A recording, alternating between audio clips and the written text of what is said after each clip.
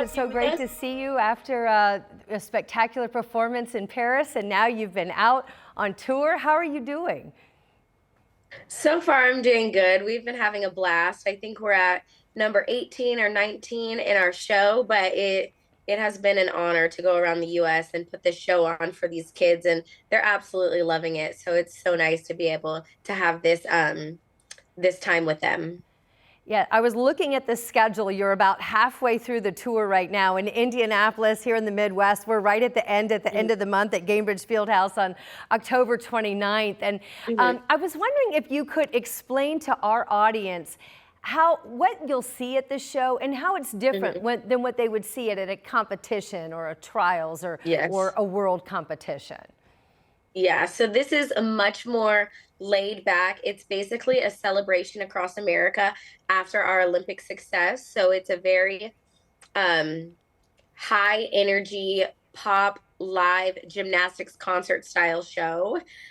So we are interacting with the crowd a lot more, telling a story while we're doing what we love. So that's what you can expect.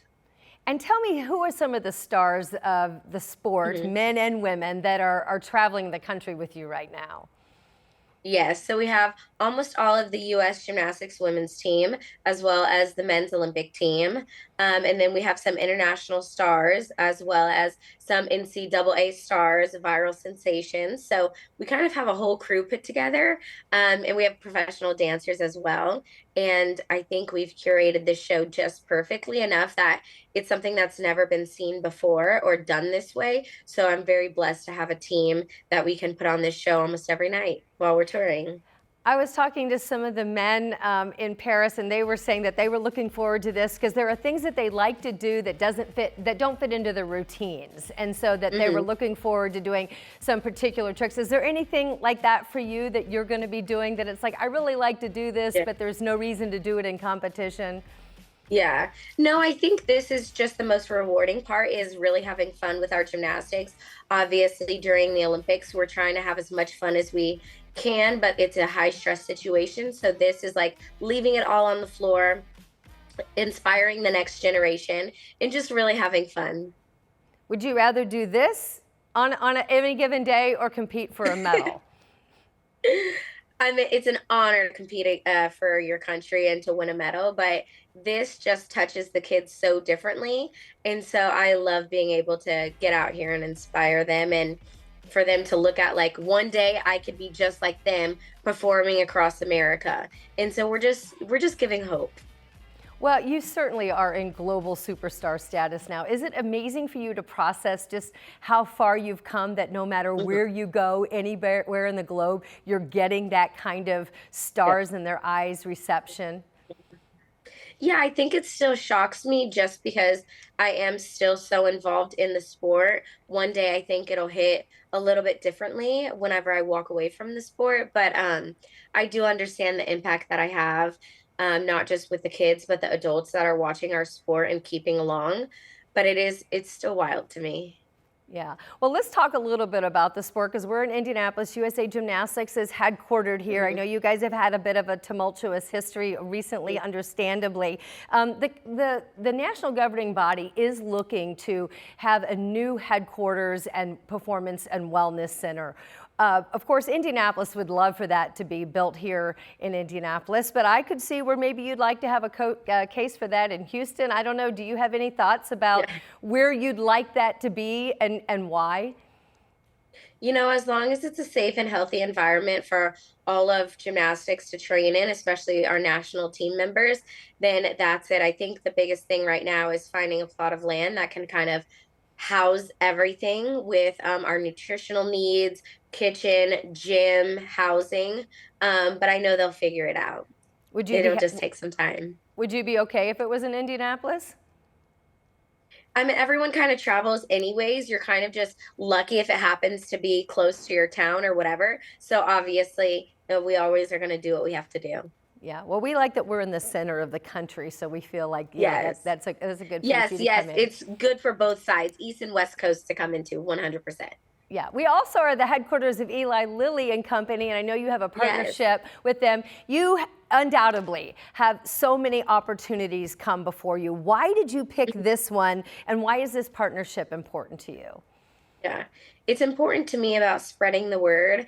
My mom has diabetes, so we know firsthand how that works and how that affects your lifestyle and your career. And for us, it was a little bit more normalized because my mom didn't speak up to us about it until we were older. But to just share that word and that knowledge and getting that out there is really helpful.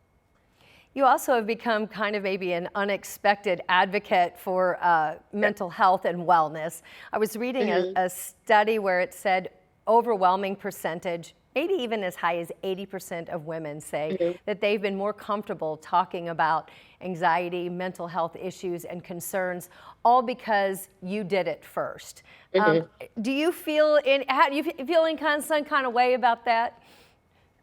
No, I actually read that stat yesterday, and I was just feeling so grateful and blessed to have a platform to be able to share my story in hopes of it touching other women, other men out there to share their stories and to get the help that they rightfully deserve. And so once I saw that, I was like, wow, I am making a mark because I want to make a mark beyond gymnastics. Gymnastics is what I'm good at. People love to watch, but it's like, what else can I offer? And that we're so grateful and blessed to have social media to share our words. So it's like it was just really special to me to hear that people are getting the proper help they deserve.